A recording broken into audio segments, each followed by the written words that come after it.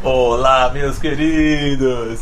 Olá, minhas queridas! Saudações! Sejam muito mais do que bem-vindos a mais uma videoaula com exclusividade aqui no canal Biologia Popular. Portanto, desde já, não esquece de se inscrever no canal e deixar aquele like que você já conhece, ok?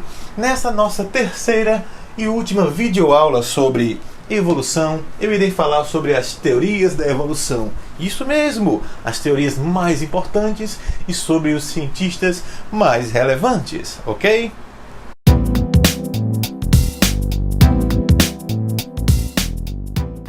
Então vamos lá. Vocês já conhecem a historinha do primeiro ser vivo até os dias de hoje. Vocês já conheceram a história do menino mentiroso e aqui vocês vão conhecer a história do menino bombado. É, menino bombado também. Então vamos lá, né? Vamos conhecer essa história aqui, meu amigo, minha amiga. Bom, é o seguinte. Nós temos aqui as principais teorias da evolução. As mais conhecidas, as mais cobradas em provas de vestibular, as mais cobradas em concursos e mais populares. Claro que existem muitas outras teorias, mas fica para nível superior. Para o nível fundamental e também para o nível médio, isso aqui é a mesma coisa lá no nível médio. Só lembrando que esse vídeo ele é direcionado para alunos de nível fundamental 2, ok?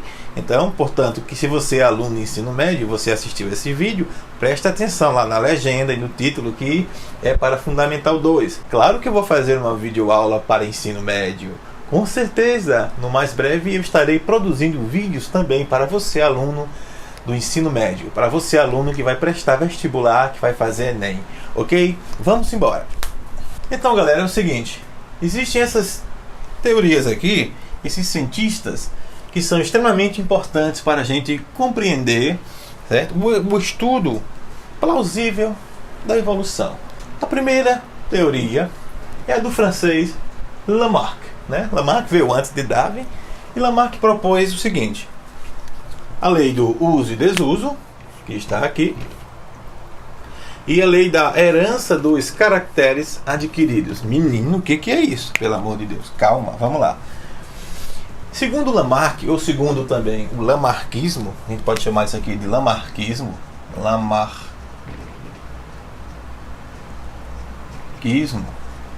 né? Se vocês encontrarem algumas questões aí quando vocês estiverem estudando. Lamarckismo são ideias oriundas de Lamarck. Então, Lamarck ele propôs a teoria do uso e desuso. A lei do uso e desuso, né? O que seria isso? Segundo Lamarck, quanto mais o indivíduo ele utiliza um membro do seu corpo, mais ele se desenvolve. Isso mesmo. De tanto as criaturas exercitarem seus membros, eles acabam se desenvolvendo, eles acabam se adaptando ao meio. Um exemplo clássico é o das girafas. É um exemplo super interessante.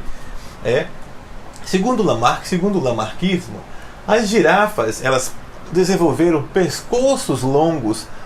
Por quê?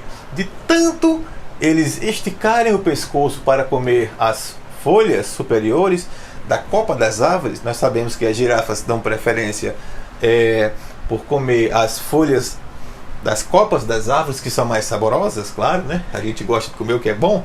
Então, de tanto a girafa esticar o pescoço, segundo Lamarck, ela acabou esticando, acabou crescendo o pescoço da girafa. Portanto, de tanto utilizar esse pescoço para comer as folhas mais altas, ele se desenvolveu. Por isso que a girafa teria um pescoço longo. Beleza? Então, galera, tranquilo até aí. Então, vamos agora para a segunda lei aqui. A segunda ideia de Lamarck. Lamarck dizia a seguinte coisa, dizia que os caracteres, poderiam ser passados hereditariamente, ou seja, a herança dos caracteres adquiridos. Como é que é isso? Trocando em miúdos, que só com exclusividade aqui no canal Biologia Popular, a gente pega isso aqui e deixa bem facinho, a gente corta bem pinicadinho. Para entender, vamos lá. herança dos caracteres adquiridos. O que é um caractere? Vamos lá. Um caractere é o seguinte: se eu tenho essa minha estatura aqui, se eu sou um malhador, eu gosto de malhar muito, tá? E eu fico bombado, eu fico gigantão, fortão. Então, se a minha esposa também é malhadora, se ela é toda bombada, não é isso? Então, segundo essa ideia, esse caractere que eu tenho, que são músculos, seria passado para as gerações seguintes. Como assim? Trocando mais ainda em miúdos. Lamarck acreditava que os indivíduos que adquiriam esses caracteres conseguiam passar de gerações para gerações. É a mesma coisa de eu dizer assim: eu tenho aqui um homem.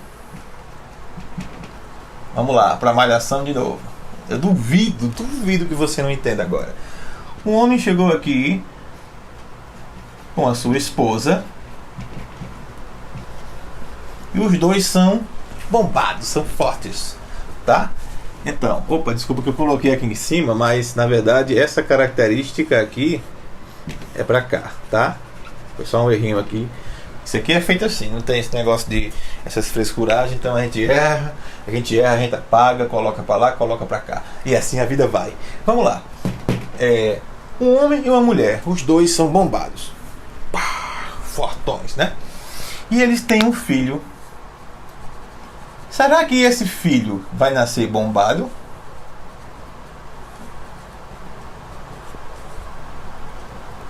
E aí?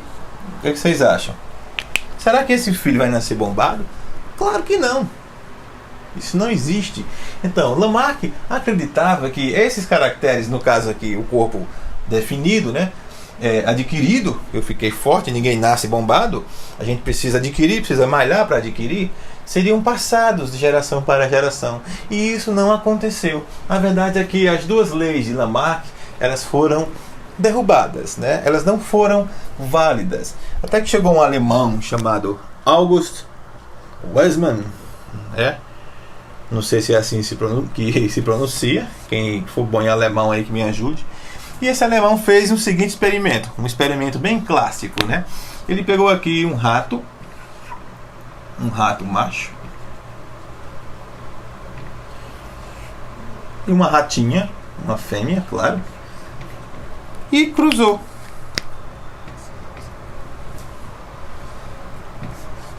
Nesse cruzamento nasceram vários ratinhos com rabo, com a cauda. No segundo experimento, o que ele fez? Ele cortou aqui a cauda, melhor chamar cauda, né, do que rabo, né? Ele cortou aqui a cauda dos ratinhos, ok? Cortou a cauda dos ratinhos e esperou para ver o que é que dava. Bom, para surpresa, os ratos nasceram todos com cauda. Então, essa característica aqui, que foi cortar, esse caractere que Lamarck acreditava que era adquirido. Então, eu não estou cortando aqui o rabo do rato. Então, esse caractere foi adquirido, que seria um rato de rabo cortado. Então, esperava-se que todos aqui nascessem com rabos cortados, e foi ao contrário, todos nasceram com rabos ou caudas comuns. Então, o menino bombado não existe, tá?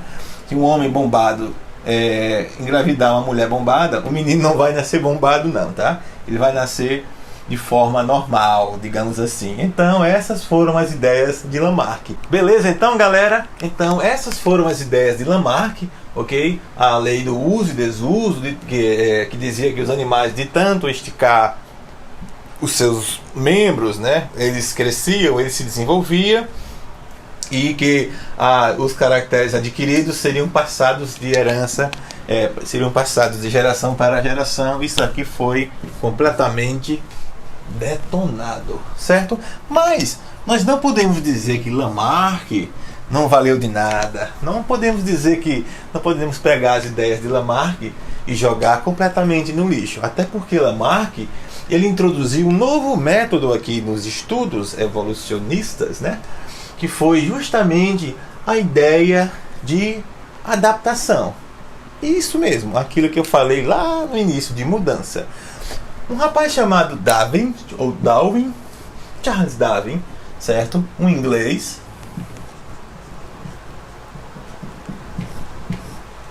chamado Charles Darwin, ele pegou as ideias de Lamarck algumas décadas depois, isso lá no século XIX, 1800, né? Até 1900, por aí, tá? Então, lá no século XIX, vou colocar aqui, século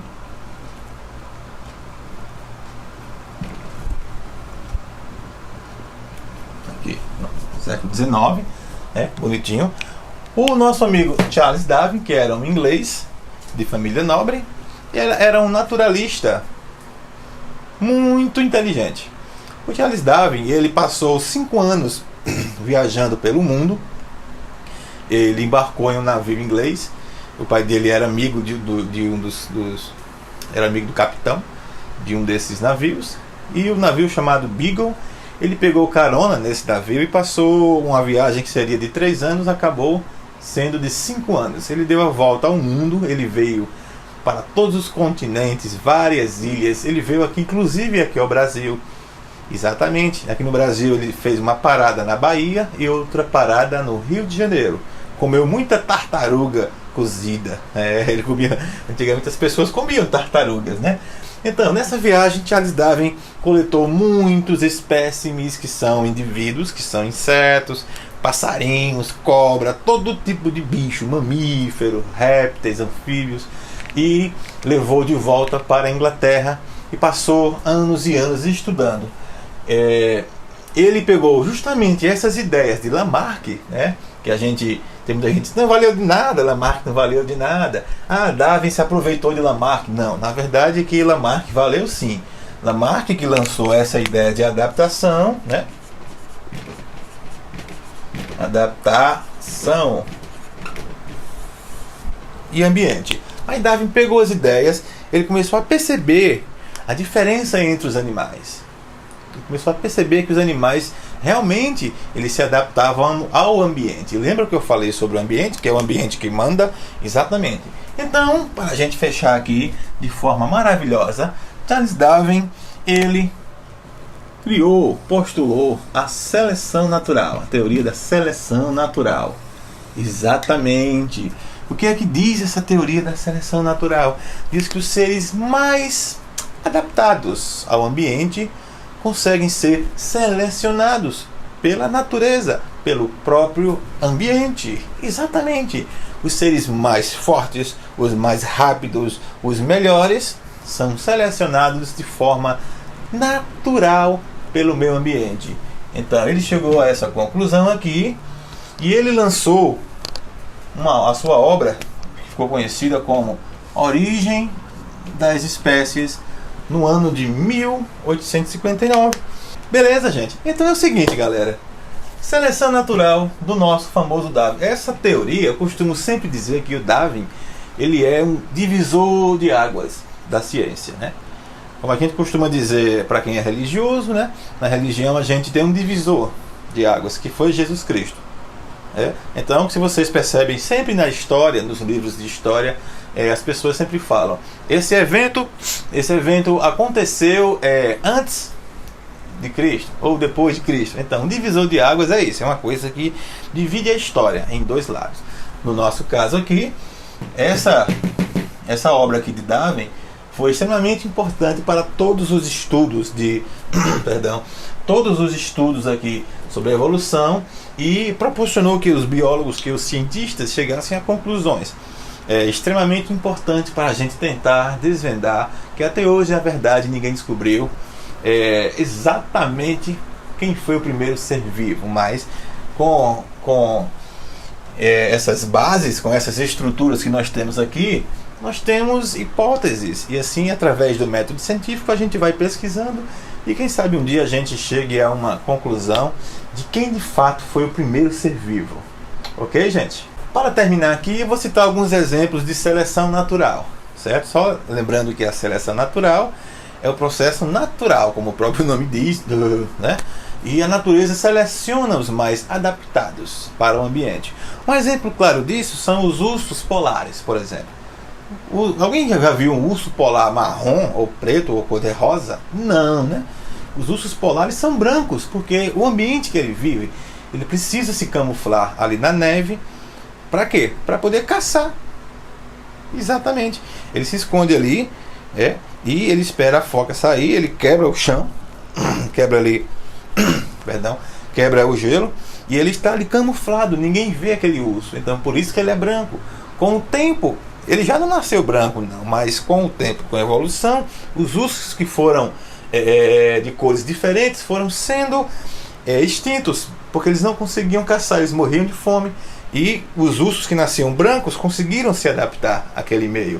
E é justamente isso que acontece. É uma seleção dos mais adaptados. As borboletas, por exemplo, algumas borboletas que se camuflam no tronco de uma árvore, né, como essa foto aí que vocês estão vendo, estão extremamente adaptadas para esse tipo de situação. Então você não consegue distinguir essa borboleta do tronco dessa árvore. Ei, vem cá, será que existe seleção natural no nosso dia a dia, na nossa vida? Pense bem, 10 segundos.